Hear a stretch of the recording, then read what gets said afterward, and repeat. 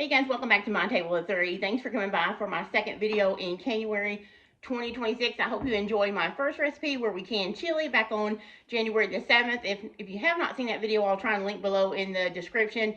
I may even try and put a pop-up card, but if I don't worry, it'll be linked in the description. So today, since we did a pressure canning recipe for my last video, and I know a lot of you here said that you were new to canning, I thought I would show you how I water bath.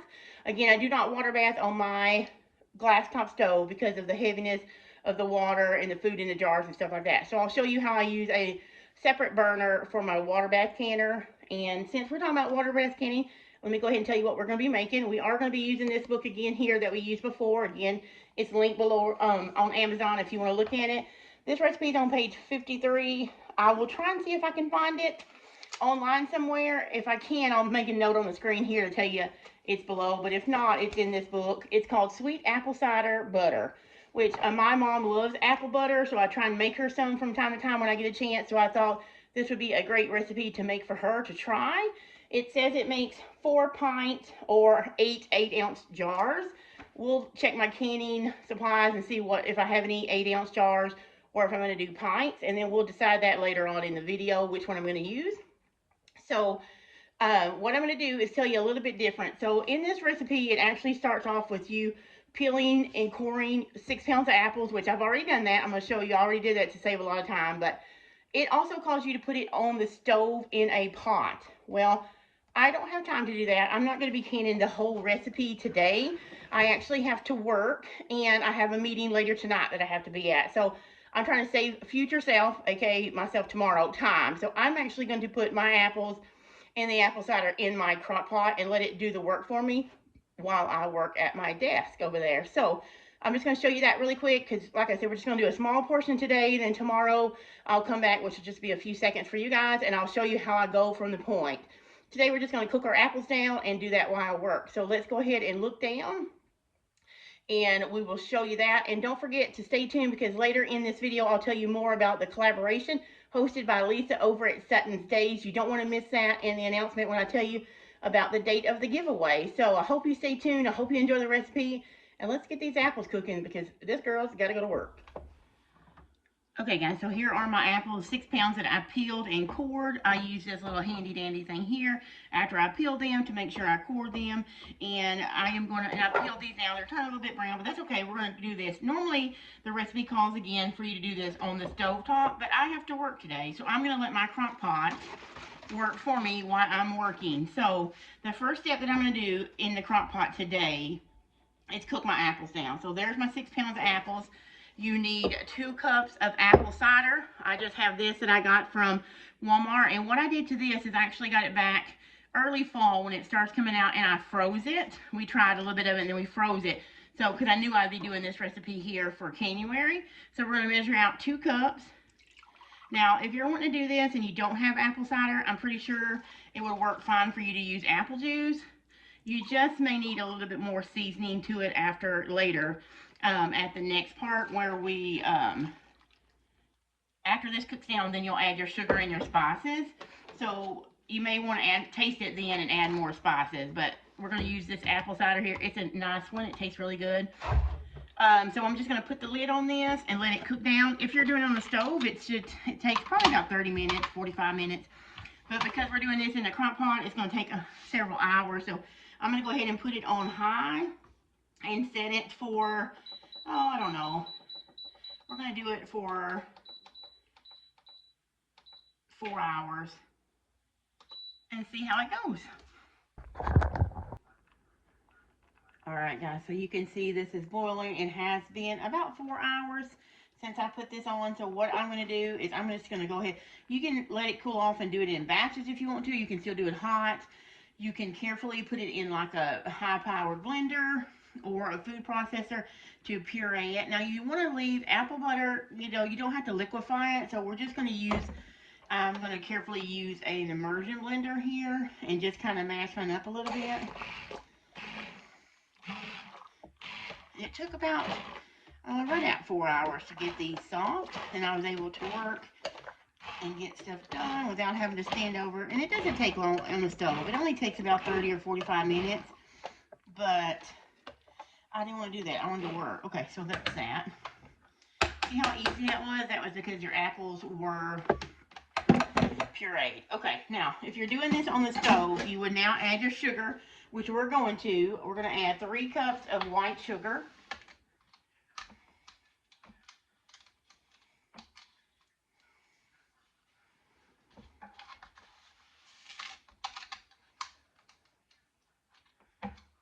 This is not a low sugar recipe by any means. I'm just double checking. Yep, 3 cups of sugar. There's that. So that's my 3 cups of white sugar. I am going to, oh, and when you puree your apples, you'll see in the recipe it says to basically measure out 12 cups of your apple puree, which I could tell by the side of my crock pot here how much was in there, so that's why you didn't see me measure it. I knew that I had actually a little bit under that, but not very much, just a piece or two there. And you can see I did not puree it. Some of it is a little bit bigger, but it'll continue cooking, because now what we're going to do is we are going to add our spices. And it tells you to add ground cinnamon and cloves. I'm also going to put some ginger in mine. And you can leave these dry spices out. Maybe if you don't like cloves, you can leave that out. If you don't like ginger, that's not in the recipe, but you certainly don't have to use that. And you can just add more cinnamon if you want to, which is what I'm going to do.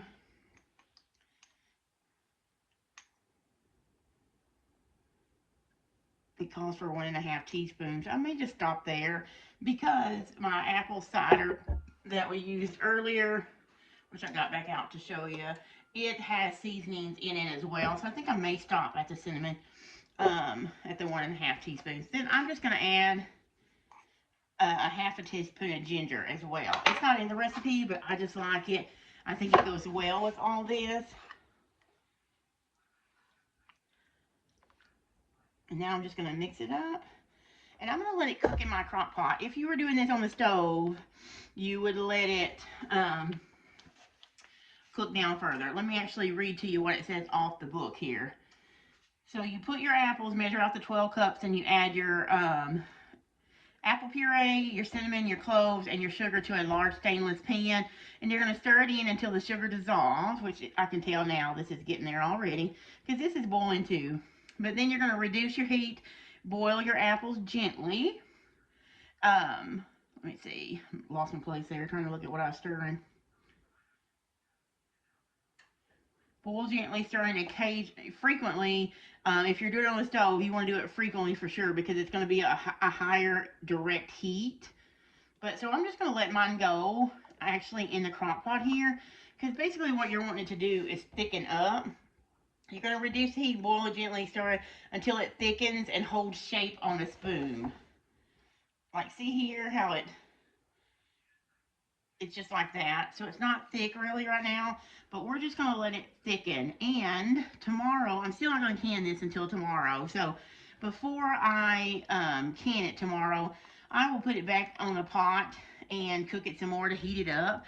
And if it doesn't get as thick as I want it in this crock pot today, when I reheat it tomorrow, I'll show you how I do all that. I may let it boil for a little bit longer to reduce. But that's all I'm going to do right now. It smells so good. I also forgot to tell you earlier, when I put my apples in here, I did put a pinch of salt. You don't have to do that. The recipe didn't call for it, but I just like to do it. I think the salt helps with the sweetness. So I'm going to let this go ahead and go, and I will show it to you later. Gosh. Alright, you guys, hopefully you can hear me over the dishwasher. It's getting late. We just ate dinner, so I'm cleaning up the kitchen. I let this go for several more hours. I showed you. Good grief, I need to use words, like real, actual words, so forgive me for that. I showed you when I added blended the apples up with my hand mixer and added the sugar and the spices. I let this go for another, I guarantee you, it's probably been another, 3 hours. And what I did is I actually took the lid off the crock pot. The first hour the lid was on the crock pot, and I could tell that it wasn't reducing as well. So I took the lid off the crock pot. Now for the last I would say almost 3 hours, it's been going without the crock pot. And you can see it has reduced quite a bit and thickened up. And of course, when it cools off, it would be even thicker. So this is just about where I'm gonna let this go for probably another 10 or 15 minutes, and then I'm gonna let it start cooling off. And then you guys will be back with me tomorrow when I put this in jars. Good morning, you guys. It is the next day, and I am doing a few chores like working on laundry, but I am about to get started on finishing up the Sweet Apple Cider Butter that you started with me yesterday in the crock pot. I want to talk a little bit about it right now, just in case there's a confusion, because in the book, which I don't have it, it's over there by where I have all my stuff gathered, but it is a fully stovetop recipe. You cook your apples down, you add your sugar, your spices, all that on the stove. Now, you can totally do it in the crock pot like I did it yesterday.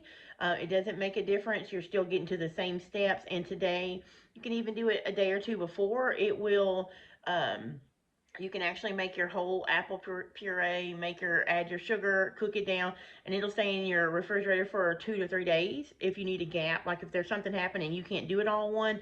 A lot of times I will do stuff like this, like I'll make when I'm doing jams and jellies, I can do the first part, put it in the fridge, let it cool off, put it in the fridge, then come back and finish it another day when I have time, because sometimes since I work and we homeschool and Nate has a lot of things going on, activities, I don't have time to do long canning days, so I will break it up like that. So it's totally okay for you to do that.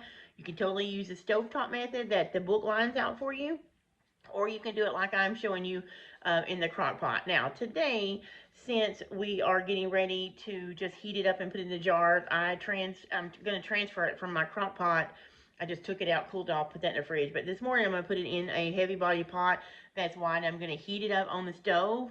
Since it does have so much sugar in it and it's going to be on a direct heat now, you need to stay by it and make sure you stir it pretty often so it doesn't scorch, that sugar doesn't scorch. We need to bring it up to temp. And right now what I have going on is I do have my water bath canner on my electric burner. Remember, I don't do it on my stovetop. It is heating up with 7 jars in it and all my water, because you want that to be hot. So that's why you and I are going to heat up the apple butter from yesterday and make sure it is piping hot too. Remember, always, you've learned as you've been watching all these Canuary videos, your temperature of your food inside your jars needs to be the same as your jar and your canner. My jars and canner are going to be boiling hot, so my apple butter needs to be boiling hot, right? So we're going to get together and do that here in a few minutes, as soon as I finish putting away these. And what else did I want to tell you? Oh, also in the recipe, I may have noted on the screen, but in the recipe, it does have a lot of sugar, but the book does give you some tips. It does say if you want to reduce the amount of white sugar, that you could also use 1 cup of honey as well. I love the way that Ball's Books gives you those tips in the note sections of the recipe. It gives you anything that you can change. It'll tell you about dry spices, how you can modify those. Remember, I told you before, like in the chili, dry spices can be altered without messing up your recipe, so you can definitely change the spices or leave some out in this apple butter. Again, with the apple juice, you probably could also do one that had low sugar or no sugar added apple juice, because you are adding 3 cups of sugar to your recipe. Any changes you make may alter the flavor of what it tastes like if you do it exactly like the book. But those alterations that I mentioned and that's in the book are safe, and they will not harm your recipe or cause you any trouble. So we're going to get in there and water bath these things. Now, I will tell you that the times. Let's go over that really quick. The book will tell you need to fill your jars to 1/4 inch headspace, and I'll probably mention this more to make sure I get that in, but all jams and jellies usually go to a 1/4 headspace, and also you will water bath it for 10 minutes. You will let your canner come to a rolling boil with your jars in it, then you'll start your timer for 10 minutes. You'll process it for 10 minutes, and then you'll take the lid off and you'll let it set for 5, and then you'll pull it out, put it on your counter to set. So I told you a little bit all the process and how it's going to go. Now let me show you how to do it. So let's get the laundry put away, jump back in the kitchen, and get it all canned up. All right, so I have everything. I'm going to show you what I have laid out. I have my book for the recipe handy, because you'll need that. It's going to tell you you're going to need to check your headspace, which for apple butter, and like other jams and jellies, it's 1/4 of an inch. And your cooking times, how long you water bath is in here. So have your recipe nearby. You're going to need a funnel. I have my lids already there in hot water. Then I have my vinegar there. I still have to grab a paper towel so we can wipe the rims. By now you guys are very familiar with wiping your rims so you get a good seal. Sticky apple butter is definitely one you want to make sure you wipe down. Then I have my jar gripper that will take it in and out of the water bath. This to get my lids out of the warm water, because I am putting them in warm water. I don't always, but this time I am, because of the jam and it's water bathing, not pressure canner, and they're not in there as long. So I do soak them a lot of times when I'm pressure canning in hot water. Then I need my debubbler and my headspace measure. A lot of times you can get all these things like a funnel, a measure, that, and this in a kit. Matter of fact, I'll put a link to one on Amazon if you're new and you're looking to get one all together. We'll do that. Then I have just a towel, hand towel down to put my jars on. And then this is my electric burner that I do my water canning in. This is super heavy, like it was very heavy to lift. Don't look at my counter, I'm cleaning out cabinets. But anyway, so this is very heavy. You can see inside that it has water. All my jars are in there, and I do put a little heat-proof bowl in the middle, because when I'm doing these little half-pint jars, which I am doing half-pint jars, they tend to fall over, and I don't want that.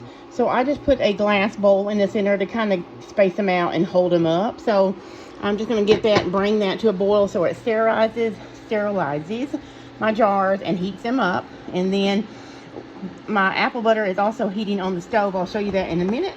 And this is just going to go until the water's boiling and my jars are hot. Here's a glance at the apple butter. You can see how it thickened up really good last night after it's been in the fridge. But because it's been in the fridge, remember we talked about we have to heat everything up together, because this is going to go into a hot rolling, hot water bath. So this needs to be hot when it goes in my clean hot jar. So when you're reheating this, because of the amount of sugar and stuff in it, you don't want to walk away. It needs to be stirred very often so it doesn't scorch on the bottom. But you can see how beautifully thick it is. And as we heat it up, it'll thin out a little bit. But then again, after it cools off, when we take out the water bath, it'll be thick like that as well. Alright, so we just took our jars out of this hot canner. Here over to the side is my apple butter. I'm going to show you how I put it in my jars and get it into our canner. So we're going to start with our funnel, and we're going to fill it, remember, to 1/4 of an inch headspace.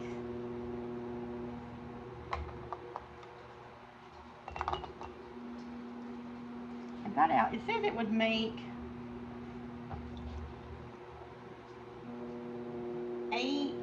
about 8 of these little small 8-ounce jars, or 4 pints. I don't know if I will make all. I may keep some in the refrigerator for us just to eat on for the next week or so. I'm going to go ahead and put this in. We'll see how many we get and how much I want to keep for the fridge. Now, one thing I will tell you about homemade jams and jellies is they will not keep in the fridge as long as store-bought jellies and jams and stuff like that. Especially if you do some of the lower sugar ones. So you have to make sure you're using clean utensils when you're eating from them, so you don't get any, anything in there that would cause mold or anything like that. And I do these small jars so that we can eat through it pretty fast, and so that it's just my mom and my aunt that live together, so the little jars will be best for them as well. That way they can eat through it pretty fast without having a jar of apple butter in the fridge for a long time. The great thing about having your homemade jams and jellies is that there's no preservatives in it, which is what causes your jellies from the store to last for months and months, and even up to a year without, molding or going bad. Which I much prefer to make it in the smaller jars so that we have to eat through it quicker than having the store-bought preservatives. Okay, so we're going to stop here. Some of them I can tell are a little bit over headspace, like this one. If you can see, I can't pick it up because it's hot, but this one here I know I'm going to have to use a spoon to take some out of. So let's go ahead and do that. And you'll do, when you're having to adjust it and stuff like that, and this is all I'm going to do because I'm going to keep the other jar out for us to eat this week. It's supposed to get snow and ice, later this week, so I'll probably make homemade bread or something. So this will be a good treat for us on some of that. Okay, so I'm gonna stop there, and then what's the next step? You guys have been watching for this month. I know you could tell me, right? What do you do next? I'll give you just a second to test yourself, test your knowledge, your learning. Yes, so if you said debubble, that is correct. We're going to use our debubbler, and we're just going to go in all around the jar just to make sure there's no air bubbles or anything like that. And then we'll measure our head space and make sure we're at 1/4 of an inch and adjust if we are not. Add, take away, and then remeasure. This one here may need a little bit more, but we'll see. Just doing this to all 7 of our jars. Okay. And in my description below, I am going to put a link to a site that will explain headspace to you, why it's important and why you want to use this measure to make sure, because it is important. It's not just for looks. It is something that is very important. And the 1/4 inch is going to be this first, I call it a step. So that's 1/4 of an inch. And these little doohickeys or thingamabobs, whatever you guys call them, they have measurements. You can't see them here, but on the side, so that'll tell you. And they are right at it, honestly.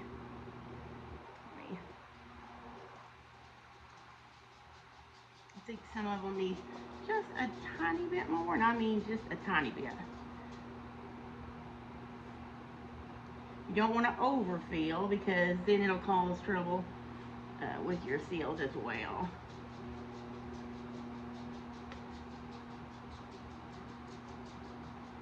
Okay, let me do it again really fast.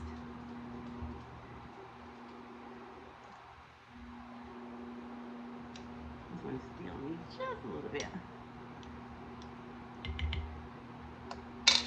And you just tinker with it, you know. You want it to be right at the bottom of that 1/4 inch step. I think the only one that's not is this one.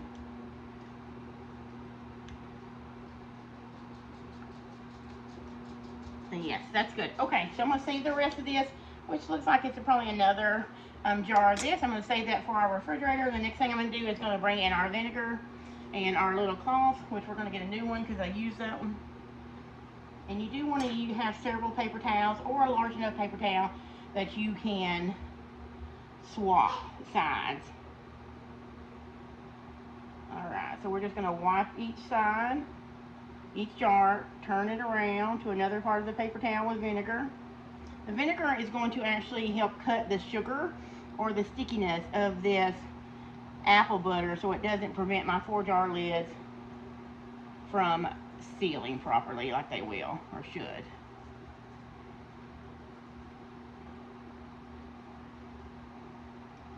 I can see it on this jar here, so it definitely needs a good wipe down. I'm actually going to get another little piece of cloth and start a new one, because that one's really sticky on top.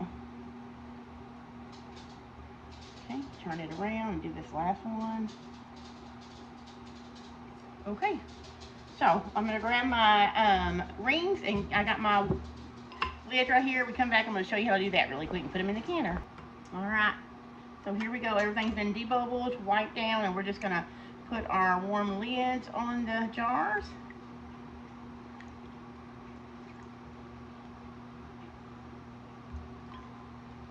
These are going to go in your water bath canner, and they need to be, per the recipe, completely submerged under water, at least by 1 inch or 2 to help cover the seals.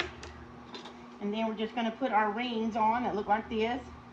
Put them on, turn them till they're just fingertip tight. And then as we do that, I'm going to pick them up and put them over here in my canner. And I'll show you how I do the last ones. I'll let you watch me do this.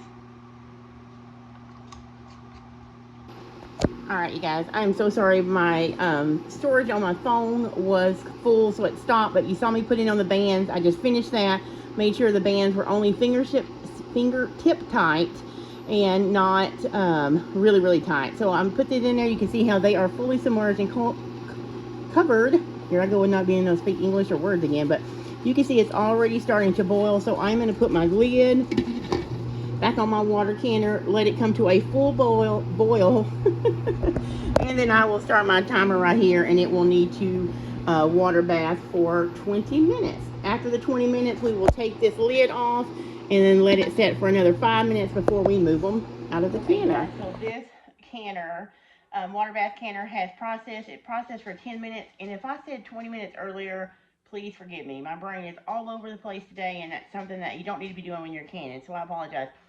This recipe, and thankfully you have the book to look back on, but the recipe here on page 53 is for the Sweet Apple Cider Butter. It gives you all the instructions down here, and it will tell you to process for 10 minutes after it comes to a rolling boil. I can't remember, I hadn't edited the video yet, but I'm pretty sure I feel like I said 20 minutes, and I apologize, because I had set it for 20 minutes, and then I reread my recipe and realized it was just 10, so I went back and changed it to 10, so that's why I think I told you guys 20, so ignore that. When I'm editing, I will put it on the screen that I meant 10 minutes instead of 20. I hear them already sealing, but let's go ahead and take them out. You're going to use this because it's extremely hot. Be careful when you are lifting up this. You don't want to burn yourself, so we're going to turn these up, and if there's water on top of your lids, that is totally on fine. That's fine. Look at that. Don't tilt it to let the water off or anything like that. You don't want to tilt it to let any butter get underneath your lids before they seal if they haven't already. So we're just going to take them out slowly here. I hear them popping. Can you guys hear them? Look how pretty it is. That's going to be enough apple butter for us and some for my mom for most of the year, because we don't eat a lot. I'm not sure how much she eats, but we don't eat a lot of jams and jellies. So I just do a few of these in different flavors through the year, and it lasts us. Like I'm probably going to be doing a blueberry rhubarb. That is one of our favorites. It's a lower sugar one that I get out of the Palmella Pectin's cookbook, which I can link that below if you're interested in doing lower sugars or jams and stuff. The bluebarb is one of my favorites, and I think I've done it on the channel before. If I did, which I'm pretty sure I did, I'll try and put an iCard up here and link it below in the description. But if you like lower sugar jams and you like blueberries, the blueberry and rhubarb are delicious. It is one of my all-time favorites of all the years I've been canning. So I try and do it every year. Well, I take that back. I've only done it a couple of years because it was new to me when I first done it. And I will link that video because if you haven't tried it, you can. Here's the last one coming out. That's number 7. We can't grow rhubarb here. It gets way too hot, so the growing season gets really hot really quickly here in the spring. We go from winter, like we're supposed to get snow and ice this weekend. Then we'll go cold until like March, and then we'll switch over. We'll have like a couple of days of spring, and then we'll get to tornado season in summer. So rhubarb doesn't do well here. If you've tried in Arkansas and you pull it off, then let me know, because here we cannot. It does not work for us. But so I buy mine in Whole Foods and just chop it up and freeze it and keep it in my freezer for when I need more bluebarb jam. So I knew I was going to, and so I kept it in the freezer. So a few of these I'll keep for us, and a few I'll give to Mom, probably half and half. So she'll have some and we'll have some. And between that and the bluebarb, we will be set for the year. Like I said, we only pull it out a few times a year anyway. But that is it. That is the Sweet Apple Cider Apple Butter from the Ball Canning book that I showed you earlier. And I was going to tell you also a little bit about the collaboration. So it is hosted every year by Lisa from Sutton's Daze. There's been a video every day from January the 1st, and she'll be having a live giveaway on January 31st. Now, there are some awesome prizes. There are canners, all kinds of things. 4-Jar Lids is one of our sponsors for this collaboration. If you know, I always use 4-Jar Lids. I trust them. They don't fail me. I've only had 1 or 2 user fail. And I've told you guys, if you're not new here, you probably heard me talk about that. It was apple pie filling, and it was all user error, because that was before I realized how much apple pie, or pie filling in general, swells, and I overfilled my jars, which I've learned my lesson now and don't do that. But they're wonderful jars. They are a wonderful company. They support the canning community. They do a lot for us, and I am very thankful for their jars and their lids. So they are sponsoring. They're going to give away a lot of jars and lids and things like that. I'm not exactly sure, but I know they are donating some prizes. In order to be eligible for those prizes, though, you need to make sure you watch all the videos all month long and make a comment on each one of those. And then they're going to do random drawings and stuff like that. You can also check Lisa's channel for the time of the giveaway. I'll try and put it right here on the screen as well. But join us on that live giveaway day so see if you can win some of those wonderful prizes as well. Again, thanks for always coming by and supporting me during Canuary. Thanks for all my new subscribers. I'm so glad to have you here. And until the next video, you guys, I will see you later.